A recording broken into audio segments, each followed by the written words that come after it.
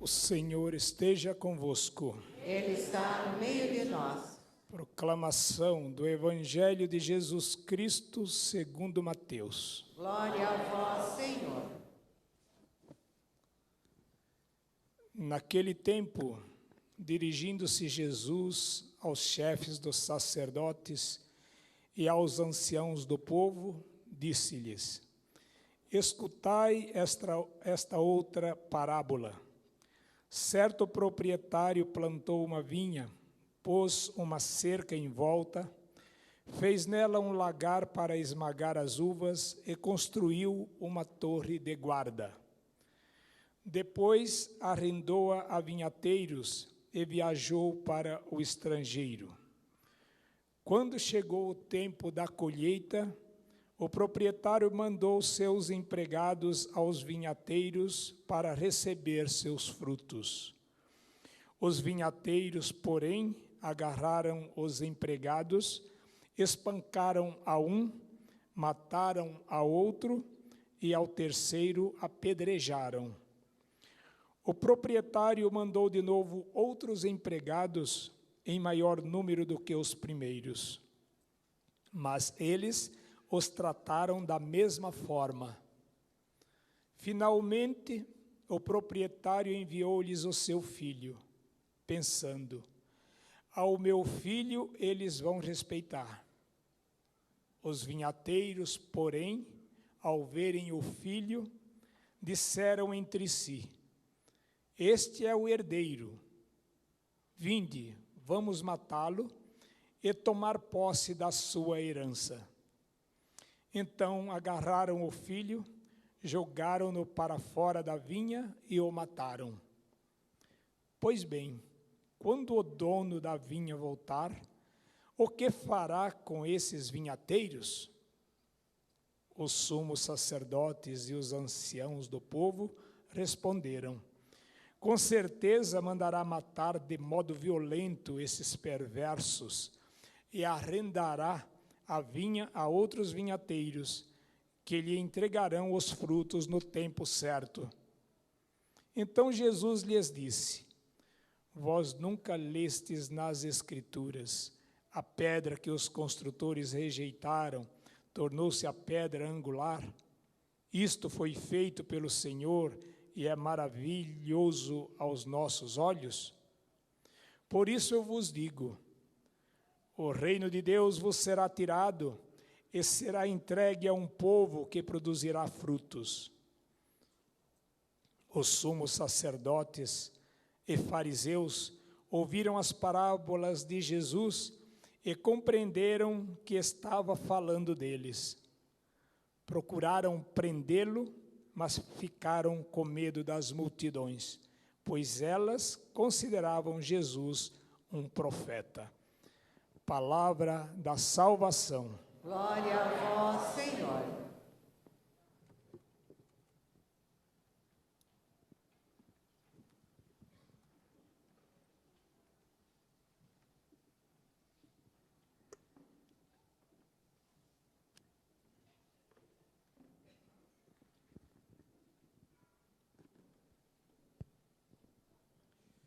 Que as palavras do Santo Evangelho perdoem os nossos pecados. Amém. Queridos irmãos e irmãs, nós estamos quase no meio da Quaresma, chegando próximos à grande celebração da Páscoa do Senhor. Hoje, a liturgia nos traz estes textos para a nossa meditação, para a nossa reflexão, para considerarmos como é que nós estamos vivendo a nossa fé. Como é que nós estamos diante de Deus, diante dos irmãos e irmãs? Como é que é a nossa vida eclesial, a nossa pertença ao corpo de Cristo que é a igreja? Em que medida nós estamos, de fato, somos aderentes, estamos próximos daquilo que a igreja nos ensina? O tempo da Quaresma é um tempo de conversão, um tempo de mudança de vida. É um tempo oportuno. E diz o apóstolo São Paulo, é um tempo de graça, é um tempo propício para a nossa conversão. Devemos aproveitar, portanto, este tempo que o Senhor nos concede. A cada ano nós Agradecemos a Deus porque estamos outra vez reunidos neste tempo da Quaresma. Vamos celebrar a Páscoa daqui a pouco. A cada ano fazemos isso. E precisamos, de fato, agradecer o Senhor por isso, porque a cada ano nós pedimos que Ele nos conserve para o ano seguinte. Mas o ano seguinte, nós desejamos estar reunidos outra vez para celebrar. Mas isso depende de Deus, está nas mãos de Deus. Quantas pessoas que o ano passado estavam conosco, celebrando a festa da Páscoa, celebrando o tempo da Quaresma, mas hoje já não estão mais. Portanto, somos chamados neste tempo da Quaresma a meditar profundamente sobre a nossa vida de fé. E o Senhor Jesus Cristo nos traz estes textos maravilhosos da Sagrada Escritura hoje na liturgia. Jesus Cristo é o sentido de toda a Sagrada Escritura. É através de Jesus Cristo que nós conseguimos compreender todo o Antigo Testamento, o Novo Testamento inteiro. É nele que nós podemos encontrar a interpretação que devemos dar e devemos assimilar de toda a Sagrada Escritura.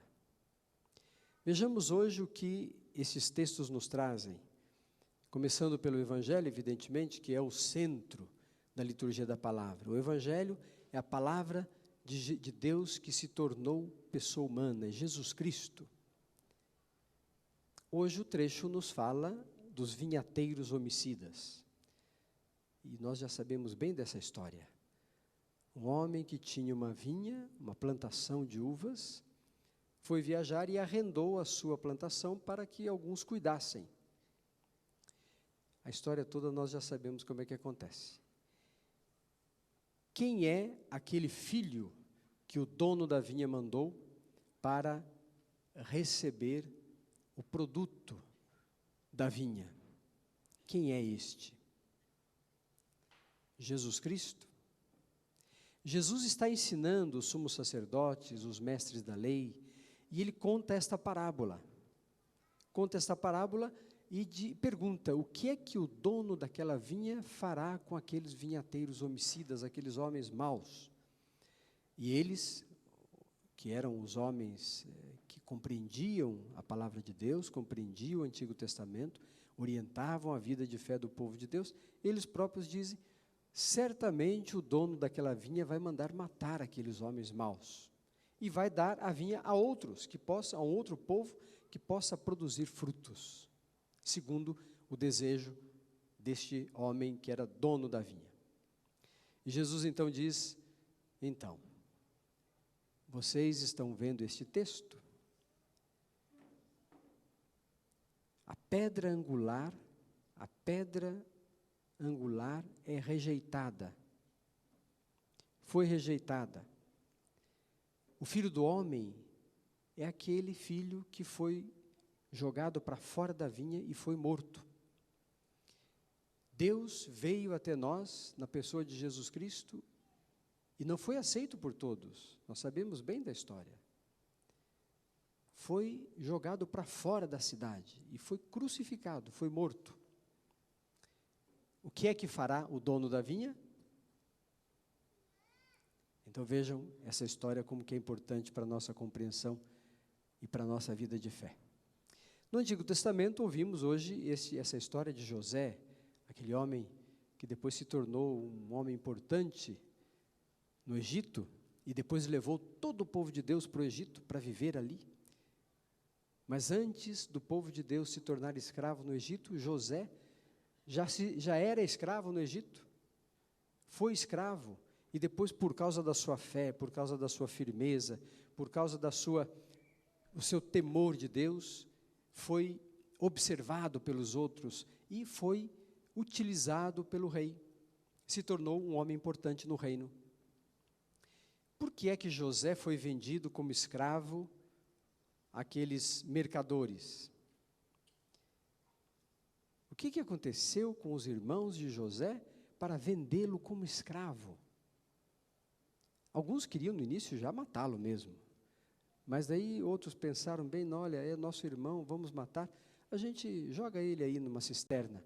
E depois resolveram vendê-lo como escravo para uma caravana de mercadores que estava passando. O que é que aconteceu com esses irmãos para pegar um dos irmãos e dizer, olha, você nós queremos morto, queremos fora da nossa vida? O que é que estava no coração daqueles irmãos? Nós sabemos muito bem disso. A inveja, o querer ser melhor que o outro, não é? Não aceitar que o outro seja amado. O pai de todos eles, era uma família, diz o texto sagrado, amou profundamente José, por quê? Porque era o filho da velhice. E os irmãos ficaram com inveja. E quando se encontraram sozinhos com ele, com esse irmão, quiseram eliminá-lo da sua vida, da sua existência. Aqueles vinhateiros homicidas do Evangelho que nós ouvimos, por que é que não aceitaram o filho, e nem os empregados, primeiramente, depois não aceitaram o filho do dono da vinha? Não quiseram vê-lo e quiseram matá-lo. Diz o texto que eles pensaram consigo, vamos matar o herdeiro, porque aí nós ficamos com a herança para nós. Então vejam, queridos irmãos e irmãs, esta situação, esta circunstância acontece a todo momento. Nós até sabemos de casos, sabemos de situações, sabemos de acontecimentos muito parecidos com isso. As pessoas por inveja, por ganância, porque querem estar acima dos outros, não se importam com a vida e com a felicidade dos outros e passam por cima. Olha como que isso tem a ver com a nossa fé. Nós que aceitamos Jesus Cristo como aquele que orienta a nossa vida, não podemos aceitar, não podemos chegar perto destas coisas. Isso faz parte da natureza humana, nós somos pecadores, corremos o risco da tentação, mas precisamos então estar atentos e nos prepararmos para vencer o mal, para vencer as tentações que sofremos. Jesus Cristo nos ensina na Quaresma como vencer a tentação. E nós temos que vencê-las todas, para podermos ser felizes, para podermos viver segundo a vontade de Deus. Nos preparando, portanto, para celebrar a Páscoa neste tempo da Quaresma, nós queremos transformar a nossa vida. E no Brasil, a igreja propõe a todos nós uma reflexão muito especial a cada ano. Este ano, todos nós sabemos, o tema da campanha da fraternidade, com o seu lema, nos ajuda a pensar em coisas muito importantes, exatamente neste aspecto que estamos meditando hoje do Evangelho. Nós vivemos na sociedade, somos filhos e filhas de Deus. Pelo batismo fomos feitos membros do corpo de Cristo, que é a igreja. E a igreja está na sociedade, atuando na sociedade, vivendo no meio das pessoas, através de cada um de nós batizados. Esta é a igreja presente no meio do mundo.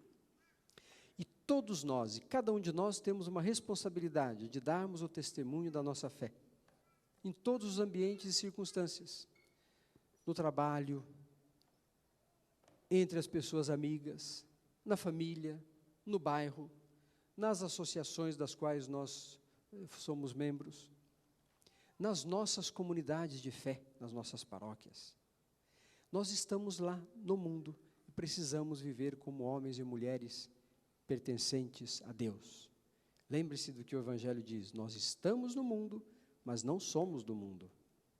E não somos mesmo, porque os critérios do mundo são esses critérios da inveja, do egoísmo, do lucro exagerado, do querer estar acima dos outros, do querer ter vantagem sobre os outros. Estes são os critérios do mundo.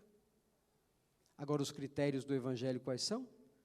Da fraternidade, do respeito pela vida, da ajuda mútua, do amor ao próximo como a si mesmo. Estes são os critérios que nós devemos seguir. Que esta Quaresma, queridos irmãos e irmãs, nos ajude, nos inspire cada vez mais a sermos sinais deste amor grandioso de Deus por todos os seus filhos e filhas.